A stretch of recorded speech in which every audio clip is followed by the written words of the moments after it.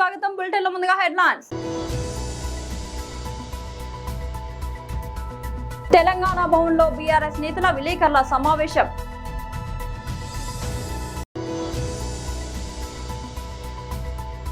వైఎస్ఆర్ రాష్ట్ర ప్రధాన కార్యదర్శి రాష్ట్ర అధికార ప్రతినిధి Jupudi Prabhakar Rao press meet.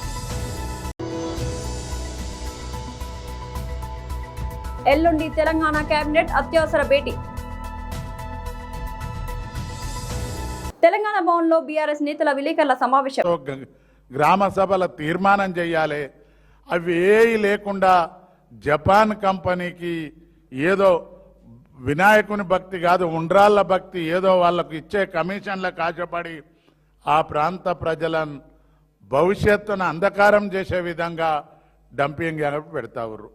Dumping yard అంటే ఈ హైదరాబాద్ మహానగరంలో వెళ్ళిన చెత్తనంతా తీసుకుపోయి అక్కడ రీసైక్లింగ్ పేరుతోటి దుర్వాసన దుర్గంధం వెదజల్లే ఎకో టౌన్ పేరు మీద పెట్టే ఈ డంపింగ్ యార్డు హైదరాబాద్కు జిహెచ్ఎంసి పరిధికి కేవలం 3 కిలోమీటర్లే, 3 కాదు 2 కిలోమీటర్లే. దీని ప్రభావంతో రంగారెడ్డి జిల్లా అబ్దుల్లాపూర్ మెట్ మండల్లోని ఒక 10-12 గ్రామాలకు, భువనగిరి నియోజకవర్గం పోచంపల్లి మండల పరిధిలోని ఒక 5-6 గ్రామాలకు ప్రత్యక్షంగా, అటు ఇటు ఒక 20-25 గ్రామాల ప్రజలకు పరోక్షంగా తీవ్రమైనటువంటి కాలుష్యాన్ని వెదజల్లే ఆ మహమ్మారిని ఆ ప్రాంత ప్రజల మీద నెట్టడం ఎంతవరకు సమంజసమని మేము అడుగుతా ఉన్నాం. ఇవాళ ముఖ్యమంత్రి గారు మరి ఇబ్రాహీంపట్నానికి, భువనగిరి పార్లమెంటుకు అధికార పార్టీకి చెందిన ప్రజాప్రతినిధులు 2 ఎమ్మెల్యేలు, 1 ఎంపీ. మరి వీళ్ళు కండ్లు లేవా, చెవులు లేవా? ఈ ప్రాంత ప్రజలు మీకు ఓట్లేసి గెలిపిస్తే మీరు ముఖ్యమంత్రి గారి ఒత్తిడికో ఆ కార్పొరేట్ కంపెనీ ఇచ్చే తాయిలాలకు ఆశపడి ఈ ప్రజల జీవితాలను దుర్భరం చేసే ఈ ప్రాజెక్టుకు మీరు ఒప్పుకోవడం ఎంతవరకు కరెక్ట్ అని నేను అడుగుతా ఉన్నా. నిన్న ఆ గ్రామాల సర్పంచులందరూ కూడా పార్టీలకు అతీతంగా, కాంగ్రెస్ పార్టీ సర్పంచులు, బీజేపీ సర్పంచులు, అన్ని పార్టీల వారు కూడా వస్తే మేము పోయి, నేను, మా మాజీ శాసనసభ్యుడు కిషన్ రెడ్డి గారు, ఎమ్మెల్సీ దాసోజు శ్రవణ్ గారు అందరం కూడా పోయి జిల్లా కలెక్టర్ కార్యాలయం దగ్గర ధర్నా చేసి వాళ్ళకు సాంఘీభావం తెలపడం జరిగింది. నేను ముఖ్యమంత్రి గారిని ఒక్కటే అడుగుతా ఉన్నా. ముఖ్యమంత్రి గారు తమరు చెప్తావురు ఏడవైనా మూసీని ప్రక్షాళన చేస్తా, మూసీల మంచినీళ్లు ప్రవహించబెడతా అని. నీ ఆలోచన మంచిదే. మేము మూసీని రీసైక్లింగ్ చేస్తా అంటే మేము వ్యతిరేకం కాదు. కానీ ఈ మూసీ నది పక్కనే ఉన్నటువంటి ఈ ప్రాంతంలో డంపింగ్ యార్డ్ పెడితే 10 చినుకుల వాన పడ్డ ఆ డంపింగ్ యార్డులకెళ్ళి ఆ చెత్త చెదారాంలకి వెళ్ళి వచ్చే మురికి నీరు మరి నువ్వు పవిత్రంగా గంగా నదిలాగా చేస్తున్న మూసీ నదిలో కలిస్తే పరిస్థితి ఏమవుతుందో ఒకసారి ఆలోచన చెయ్యి. వైఎస్ఆర్ రాష్ట్ర ప్రధాన కార్యదర్శి రాష్ట్ర అధికార ప్రతినిధి Jupudi Prabhakar Rao press meet. Or otherwise ఒక లిమిటెడ్ కంపెనీ లాగా 3 పార్ట్నర్లు ఉంటే ఒక పార్ట్నర్ మాట్లాడు, ఆ మాట్లాడిన పార్ట్నరు స్పెక్టేటర్గా ఉన్న పార్ట్నర్ ఎవరు నేను చెప్పాల్సిన అవసరం లేదు మీకు. ఒకతనికైతే మాట్లాడకుండా ఉండటానికి కొంత పేమెంట్ అట, అంతకుముందేమో ఎన్నికల ముందు మాట్లాడటానికి పేమెంటు, అధికారంలోకి వచ్చిన తర్వాత మాట్లాడకుండా ఉండటం కోసం ఒక రకమైన పేమెంట్. పరిపాలించేది తండ్రి కొడుకులు మాత్రమే. అంటే ఇది టోటల్గా ఒక కుటుంబ కంపెనీగా మారిపోయిన తర్వాత, ఒక లిమిటెడ్ కంపెనీ అయిన తర్వాత కూటమి అనే దానికి అర్థం ఉండదేమో. వైఎస్ఆర్ కాంగ్రెస్ పార్టీ చాలా స్పష్టంగా కొన్ని అంశాలని ఈ రాష్ట్రంలో జగన్మోహన్ రెడ్డి గారు పరిపాలించినప్పుడు ఉన్నటువంటి అనేకమైన అంశాలు ఇప్పుడు ఏమైపోయాయి, వాటిని ఎందుకు ఈ ప్రభుత్వం కొనసాగించలేకపోతూ ఉంది, దాని మాత్రమే పరిమితం అవుతూ there are a couple of questions, వీటికి సమాధానాలు చెప్పాలని మీ ద్వారా ప్రభుత్వాన్ని వైఎస్ఆర్ కాంగ్రెస్ పార్టీ ప్రశ్నిస్తూ ఉంది. దానిలో పాపం తెలుసో తెలియకో ఎడ్యుకేషన్ మినిస్టర్ పిల్లల దగ్గరికి వెళ్ళి, స్కూల్ దగ్గరికి వెళ్ళి పిల్లలు మీరు చదివి పైకి వస్తేనే, మార్కులు సంపాదిస్తేనే నా ఉద్యోగం ఉంటుంది, నాకు మార్కులు పడతాయి మా నాన్న దగ్గర, కాబట్టి మీరు జాగ్రత్తగా చదవండి అనే ఒక ఫోటో ఇది ఈనాడులో వచ్చింది. పిల్లలందరూ బెంచీల మీద కూర్చొని ఉన్నారు. పిల్లలు ఎదురుగా ఎడ్యుకేషన్ మినిస్టర్ లోకేష్ గారు మాట్లాడుతున్నారు. ఆయన ఏమి అభ్యర్థిస్తున్నాడంటే, దయచేసి మీరు బాగా చదవండి, మీకు అన్నీ ఇస్తున్నాం కదా, మీరు బాగా చదివితే మీకు మంచి మార్కులు వస్తే నాకు మంచి మార్కులు పడతాయి. మా క్వశ్చన్లో ఏంటంటే, మీకు అన్నీ ఇస్తున్నాం అని చెప్పాడు. ఏమి ఇచ్చారని అడుగుతున్నాం. ఈ మొత్తం ఇచ్చింది జగన్మోహన్ రెడ్డి గారు. నాడు నేడు అనే ఒక వ్యవస్థను నిర్మించి ఆయన 2019-24 మధ్యలో ఆయన పరిపాలించిన కాలంలో విద్యా వ్యవస్థలో జగన్మోహన్ రెడ్డి గారు తీసుకొచ్చినటువంటి అనేకమైనటువంటి సరళీకరణ విధానాల్ని ఈరోజు ఏమైపోయాయి? విధ్వంసం ఎవరిది? This is the tag line and question from YSR Congress party to the కూటమి. విధ్వంసం ఎవరిది? 1,00,000 మంది పిల్లలు ఈరోజు హై స్కూల్ నుంచి, ఎలిమెంటరీ స్కూల్ నుంచి డ్రాప్ అవుట్ అయ్యి వెళ్ళిపోతా ఉన్నారు. జగన్మోహన్ రెడ్డి గారు ఉన్నప్పుడు ప్రభుత్వ స్కూళ్ళకి ఖాళీలు లేవనే నోటీస్ బోర్డు పెడితే తల్లిదండ్రులు గవర్నమెంట్ స్కూల్ కోసం పరిగెత్తి పిల్లల్ని వాళ్ళ స్కూల్లో చేర్చుకుంటే, ఈరోజు స్కూళ్ళన్నీ వెలవెలబోయి పిల్లలు స్కూలుకు రాకుండా ఎక్కడికో పనులుకెళ్తూ, గొడ్లకాడకెళ్తూ, పొలం పనులు చేసుకుంటూ ఈ బడికి పోయే కన్నా పనికి పోవటం బెటర్ అని నిర్ణయించుకున్న సమయంలో తెలంగాణ రాష్ట్ర కేబినెట్ అత్యవసరంగా భేటీ కానుంది. జూలై 2వ తేదీన మధ్యాహ్నం 3 గంటలకు ముఖ్యమంత్రి రేవంత్ రెడ్డి అధ్యక్షతన ఈ కీలక సమావేశం జరగబోతోంది. సచివాలయంలోని 6వ అంతస్తులో ఉన్న కేబినెట్ హాల్లో జరిగే ఈ 34వ మంత్రి మండలి భేటీకి సంబంధించి ప్రభుత్వ ప్రధాన కార్యదర్శి ఈ రోజు అధికారిక ఉత్తర్వులు జారీ చేశారు. కేబినెట్ సమావేశం ఖరారు కావడంతో సచివాలయంలో పరిపాలన పరమైన హడావుడి మొదలైంది. ప్రభుత్వంలోని అన్ని శాఖల ప్రత్యేక ప్రధాన కార్యదర్శులు తమ తమ శాఖలకు సంబంధించిన అజెండా అంశాలను సిద్ధం చేసే పనిలో పడ్డారు. ఈ ప్రతిపాదనలను తెలుగులో అనువాదంతో సహా రేపు మధ్యాహ్నం 1 గంట కల్లా సాధారణ పరిపాలన కేబినెట్ శాఖకు పంపాలని సీఎస్ ఆదేశాలు జారీ చేశారు.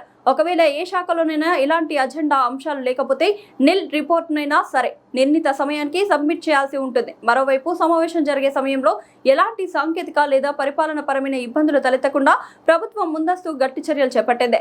కేబినెట్ భేటీ ముగిసే వరకు ప్రభుత్వ ఉన్నత అధికారులు, కార్యదర్శులందరూ ఖచ్చితంగా తమ కార్యాలయాల్లో అందుబాటులో ఉండాలని సీఎస్ స్పష్టం చేశారు. దీంతో పాటు protocol director, horticulture director, translations director, TGTS union మేనేజర్లు సమావేశానికి అవసరమైన ముందస్తు ఏర్పాట్లు చేయాల్సిందిగా ఆదేశించారు. రాష్ట్ర ప్రభుత్వం తక్షణమే పెండింగ్ లో ఉన్న 2 లక్షల ఉద్యోగాలతో కూడిన నోటిఫికేషన్ ఇవ్వాలని, అలాగే ఎస్ఐ కానిస్టేబుల్ నోటిఫికేషన్ ను 20,000తో నోటిఫికేషన్ ఇవ్వాలని జార్జిరెడ్డి పీడీఎస్యూ రాష్ట్ర అధ్యక్షుడు నాగేశ్వరరావు డిమాండ్ చేశారు. ఈ మేరకు ప్రభుత్వ ఉద్యోగాలను నోటిఫికేషన్ ఇవ్వాలని కోరుతూ ఓయూలోని ప్రధాన లైబ్రరీ నుంచి ఆర్ట్స్ కళాశాల వరకు నిరుద్యోగులతో కలిసి ప్లకార్డులు పట్టుకొని పెద్ద ఎత్తున నిర్వహించారు.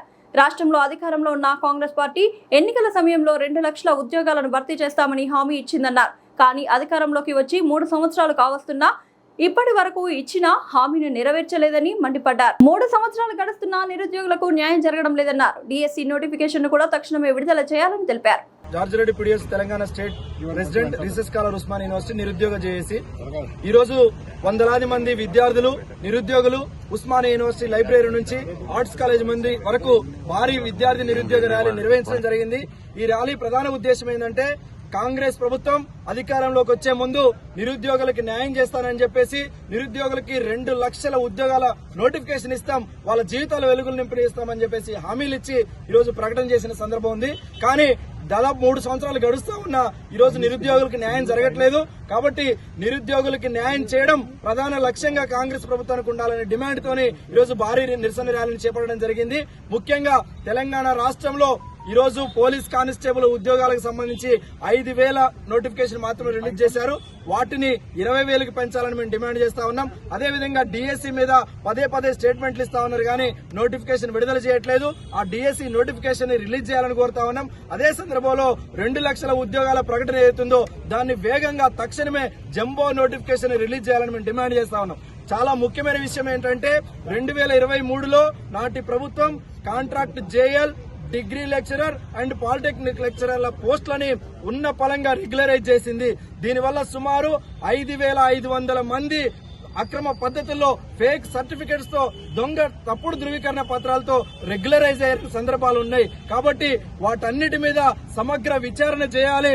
వాటన్నిటిని తక్షణమే రద్దు చేసి అర్హులైన నిరుద్యోగులకి నోటిఫికేషన్ మరలా ఇచ్చి దాన్ని ఎగ్జామ్ కండక్ట్ చేసి వాళ్ళందరికీ కొత్త నోటిఫికేషన్ ఇవ్వాల్సిన అవసరం ఉందనే విషయాన్ని మేము గుర్తు చేస్తా ఉన్నాం. మేము ఆరోపించడం కాదు, ఇంతకు ముందే వరంగల్ ఆర్జేడీ స్వయంగా ప్రకటించారు. ఎవరైతే కాంట్రాక్ట్ జేఎల్ డిగ్రీ లెక్చరర్ అట్లాగే పాలిటెక్నిక్ లెక్చరర్లు ఉన్నారో వీళ్ళందరూ జాయినింగ్ అప్పుడు ఒక సర్టిఫికేట్ సబ్మిట్ చేశారు. వాళ్ళు ఎండ్ ఆఫ్ రెగ్యులరైజేషన్ అప్పుడు ఒక సర్టిఫికేట్ సబ్మిషన్ చేశారు. ఇట్లా ఫేక్ డాక్యుమెంట్స్ తో వేరే వేరే యూనివర్సిటీల్లో దొంగ సర్టిఫికెట్లు తెచ్చుకొని ఈరోజు అక్రమ పద్ధతిలో నియామకం చేసుకున్నారు. చాలా మంది అధికారులు వాళ్ళ దగ్గర ముడుపులు ముచ్చుకొని వాళ్ళ దగ్గర అక్రమ పద్ధతిలో లంచాలు తీసుకొని వాళ్ళని రెగ్యులరైజ్ చేసిన అభియోగాలు కూడా ఉన్నాయి. కాబట్టి ఈ మొత్తం వ్యవహారం మీద సిబిఐ విచారణ చేయాలని కూడా మేము డిమాండ్ చేస్తా ఉన్నాం. తక్షణమే ఈ రాష్ట్ర ప్రభుత్వం ఏదైతే ఇచ్చిన నోటిఫికేషన్ ఉందో పోలీస్ కానిస్టేబుల్ కి సంబంధించి 5,000 కాదు 20,000 పెంచాలని మేము డిమాండ్ చేస్తా ఉన్నాం. డిఎస్సి మీద పదే పదే కాలయాపన చేస్తా ఉన్నారు. తక్షణమే వాటిని రిలీజ్ చేయాలని కూడా మేము డిమాండ్ చేస్తా ఉన్నాం. ఇతర ఉద్యోగ నోటిఫికేషన్లన్నీ కూడా విడుదల చేయాలని తెలియజేస్తా ఉన్నాం. లేకపోతే మాత్రం రాష్ట్ర ముఖ్యమంత్రి పదే పదే పేపర్ స్టేట్మెంట్లలో బహిరంగ సభలలో మాట్లాడుతున్నారు కానీ ఆచరణ మాత్రం ఒక్కడుగు కూడా ముందుకేయట్లేదు. పిఆర్ స్టంట్స్ పబ్లిక్ స్టంట్స్ బాగా చేస్తా ఉన్నారు కానీ నిరుద్యోగులు న్యాయం చేసే పని మాత్రం చేయట్లేదు. ఉస్మానియా విద్యార్థి లోకం కదిలింది, ఉస్మానియా నిరుద్యోగ లోకం కదిలింది. ఇప్పటికైనా మీరు మీ వ్యవహారం మార్చుకోవాలని చెప్పేసి మేము రాష్ట్ర ప్రభుత్వాన్ని డిమాండ్ చేస్తా ఉన్నాం. ముఖ్యంగా ఏదైతే యూనివర్సిటీలో లైబ్రరీ నుండి ఆర్ట్స్ కాలేజ్ వరకు వందలాది మంది విద్యార్థులు నిరుద్యోగులతో భారీ ర్యాలీ నిర్వహించడం జరిగింది. ప్రధానంగా మేము 3 డిమాండ్లను ఈ ప్రభుత్వం ముందు తీసుకొస్తున్నాం. ఫస్ట్ వన్, ఈ రోజు మీరు 5,000 ఉద్యోగాల నోటిఫికేషన్స్ తో ఈ రోజు కానిస్టేబుల్ నోటిఫికేషన్ ని మీరు విడుదల చేశారు. కానీ 20,000 వరకు వేకెన్సీస్ ఉన్నాయని కూడా మీరు డిక్లేర్ చేశారు. నిరుద్యోగులు అంటే మీకు అసలు చిత్తశుద్ది లేదు, భయం లేదన్నది చాలా స్పష్టంగా కనబడుతుంది. ఒక విషయాన్ని మేము ఈ రాష్ట్ర ప్రభుత్వానికి కాంగ్రెస్ ప్రభుత్వానికి గుర్తు చేస్తున్నాం. నిరుద్యోగుల నిరసనలతో పోరాటాల పునాదులపైన ఏర్పడింది మీ కాంగ్రెస్ ప్రభుత్వం. కానీ ఈ రోజు మీరు నిరుద్యోగులను విస్మరించినట్లయితే మరొక్కసారి మీకు కూడా ఆ పోరాటంతోనే సమాధానం చెప్పాల్సి వస్తుందని కూడా మేము చెప్తున్నాం. అదేవిధంగా మరొక విషయాన్ని చెప్తున్నాము. గతంలో 2023లో ఇప్పటి వరకు మేము చాలా సార్లు ఈ విషయం పైన మాట్లాడినా గానీ ప్రభుత్వం రెస్పాండ్ అవ్వట్లేదు. 2023లో రెగ్యులరైజ్ ఎవరైతే కాంట్రాక్ట్ లెక్చరర్లని, జేఎల్ని, డిఎల్ని అట్లానే పాలిటెక్నిక్ లెక్చరర్లని మీరు రెగ్యులరైజ్ చేశారో చాలా మంది ఫేక్ సర్టిఫికెట్స్ తో రెగ్యులరైజ్ అయినటువంటి వాళ్ళు ఉన్నారు. అది మేం చెప్పడం కాదు, అనేక ఆరోపణల తర్వాత కోర్టు మెట్లెక్కిన తర్వాత అధికారులు కూడా వెల్లడించడం జరిగింది, ఒప్పుకోవడం జరిగింది. అవును, ఫేక్ సర్టిఫికెట్స్ తో రెగ్యులరైజ్ అయ్యారని. ఈ రోజు వాళ్ళపైన మీరు చర్యలు ఎందుకు తీసుకోరని మేము అడుగుతున్నాం. ఎవరైతే అధికారులు వాళ్లకు చేతులు చాపి డబ్బులు తీసుకొని వాళ్ళని రెగ్యులరైజ్ చేశారో వాళ్ళని కాపాడడానికి మీరు కొమ్ము కాస్తున్నారా అని ప్రభుత్వాన్ని మేము నిలదీస్తున్నాం. తక్షణమే నిరుద్యోగులకు 20 లక్షల మీరు ఏదైతే హామీ ఇచ్చారో ఆ నోటిఫికేషన్ ని 2 లక్షల ఉద్యోగాల నోటిఫికేషన్ ని తక్షణమే విడుదల చేయకపోతే ఉస్మానియా యూనివర్సిటీ విద్యార్థి జేఏసీల పక్షాన, అదే నిరుద్యోగ జేఏసీ పక్షాన మళ్ళొకసారి పోరుబాట పట్టాల్సి వస్తుందని కూడా ఈ ప్రభుత్వాన్ని హెచ్చరిస్తా ఉన్నాం. మేడ్చల్ జిల్లా బోడుపల్లో 26 కోట్ల నిధులతో రోడ్డు విస్తరణ పనులు. హెచ్ఎండిఏ అధికారులు, మాజీ కార్పొరేటర్లతో కలిసి కాంగ్రెస్ పార్టీ మాజీ మేయర్ తోటకూర అజయ్ యాదవ్ రోడ్ల పరిశీలన. ముఖ్యమంత్రి రేవంత్ రెడ్డి, మేడ్చల్ జిల్లా ఇన్ఛార్జ్ మంత్రి శ్రీధర్ బాబు, మేడ్చల్ జిల్లా డీసీసీ అధ్యక్షులు తోటకూర వజ్రేష్ యాదవ్ కృతజ్ఞతలు తెలిపిన మాజీ మేయర్ అజయ్, గత 10 సంవత్సరాల్లో బీఆర్ఎస్, బీజేపీ పార్టీలు ఎలాంటి నిధులు బోడుపల్కి తీసుకురాలేదని అన్నారు. ప్రజాపాలనలో కాంగ్రెస్ ప్రభుత్వం నిధులతో బోడుపల్ను అభివృద్ధి చేస్తుంటే చూస్తూ ఓర్వలేకపోతున్నారన్నారు. రాబోయే ఎలక్షన్లలో కార్పొరేట్ స్థానాలతో పాటు మేయర్ పీఠం కూడా కైవసం చేసుకుంటామని అజయ్ యాదవ్ తెలిపారు.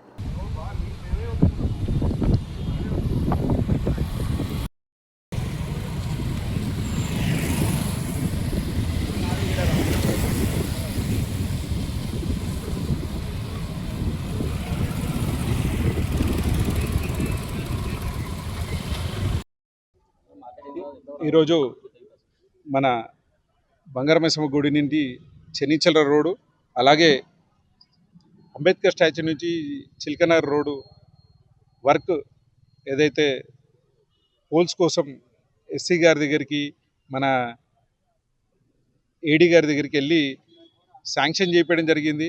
ఏదైతే హెచ్ఎండిఏ నుంచి 20 కోట్ల ఫండ్ అప్పుడు వజ్రేష్ యాదవ్ గారి ద్వారా మినిస్టర్ శ్రీధర్ బాబు గారి సహకారంతో మాజీ మేయర్ గారు, మాజీ కార్పొరేటర్లు అందరం కలిసి 10 కోట్లు ఈ రోడ్డుకి, 10 కోట్లు ఆ రోడ్డుకి పెట్టివేయడం జరిగింది. ఏదైతే ఎలక్ట్రికల్ పోల్ వల్ల కాస్త ఆలస్యమైంది, కానీ వర్క్ విషయంలో ఎస్సీ గారిని, ఏడీ గారిని మరియు మళ్ళీ హెచ్ఎండిఏ వారిని కోఆర్డినేషన్ వల్ల కొద్దిగా లేట్ అయింది.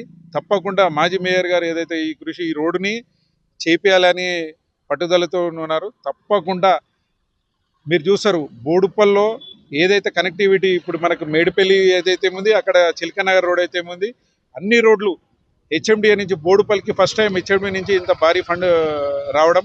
తప్పకుండా దీన్ని యూజ్ చేసుకొని ప్రజలకు అతి త్వరలో అందుబాటులో తీసుకొస్తామని తెలియజేస్తూ ఈ అవకాశం కల్పించిన వారికి అందరికీ ధన్యవాదాలు. ఏదైతే బోడుపల్లి నుంచి చెంగచర్లకి అలానే అంబేద్కర్ స్టాచ్యూ నుంచి కూడా చిలకనగర్కి ఏదైతే రోడ్డు విస్తరణ పనులు జరుగుతున్నాయో దానికి హెచ్ఎండి అధికారులు దాదాపు 20 కోట్లతోటి ఈ రోడ్ స్టార్ట్ అవ్వడం జరిగింది. దీనికి కొంచెం ఏదైతే పోల్ షిఫ్టింగ్ వల్ల దానికి డిలే అయ్యింది. ఆ పోల్ షిఫ్టింగ్ కూడా ఈరోజు టెండర్ అయిపోయింది. దాదాపు ఈ 2 రోడ్లకు కలుపుకొని 26 కోట్లతోటి ఈరోజు డెవలప్మెంట్ జరుగుతుంది. దీనికి ముఖ్యంగా ఏదైతే ఫండ్ శాంక్షన్ చేసిన మన ముఖ్యమంత్రి రేవంత్ రెడ్డి గారు, అలానే ఇన్ఛార్జ్ మంత్రి శ్రీధరబాబు గారు, అలానే ముఖ్యంగా మన డీసీసీ అధ్యక్షులు మన నాన్నగారు వజ్రేష్ యాదవ్ గారికి ప్రత్యేకమైన ధన్యవాదాలు. ఎందుకంటే గతంలో మనం బోడుపల్లి కార్పొరేషన్లో 10 సంవత్సరాలు బీఆర్ఎస్ పార్టీ పరిపాలించినా కానీ ₹1 కూడా నిధులు తీసుకొని రాలేదు.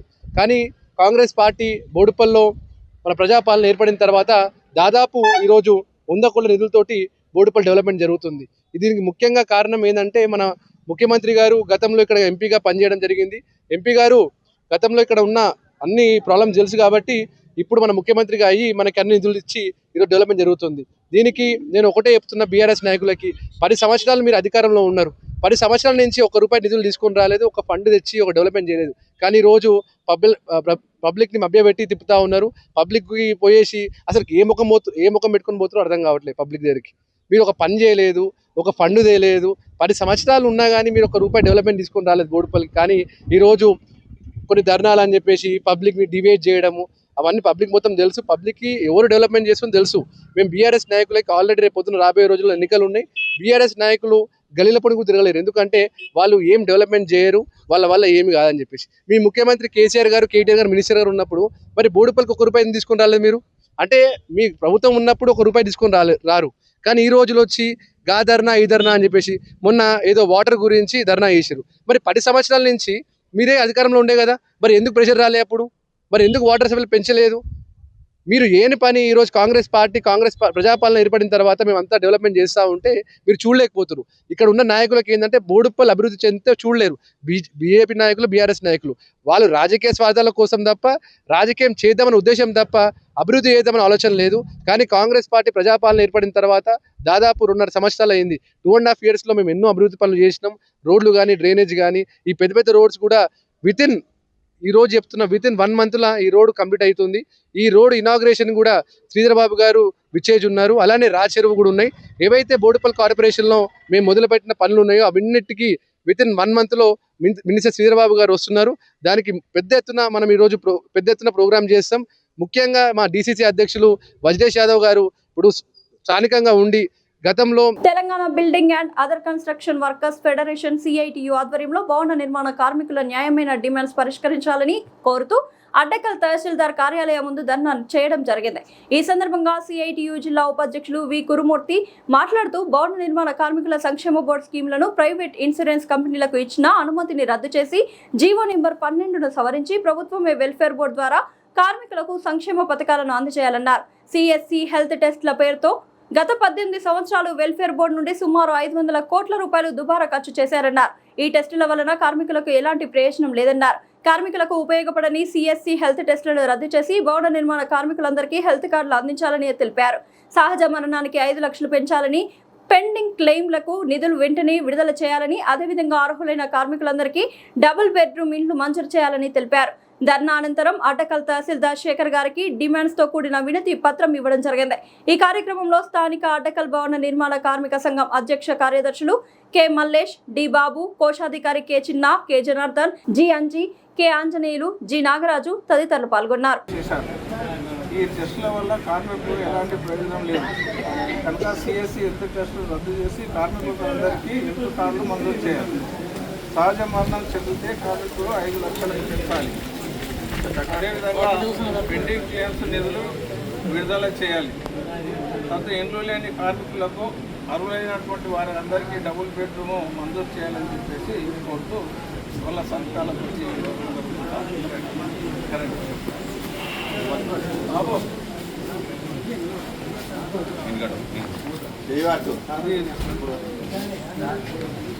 దగ్గరికి రండి.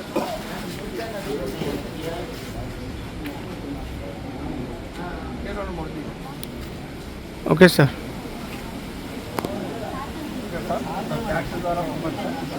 బులెటిన్ ముగించే ముందు హెడ్లైన్స్ మరోసారి. తెలంగాణ భవన్లో బీఆర్ఎస్ నేతల విలేకరుల సమావేశం.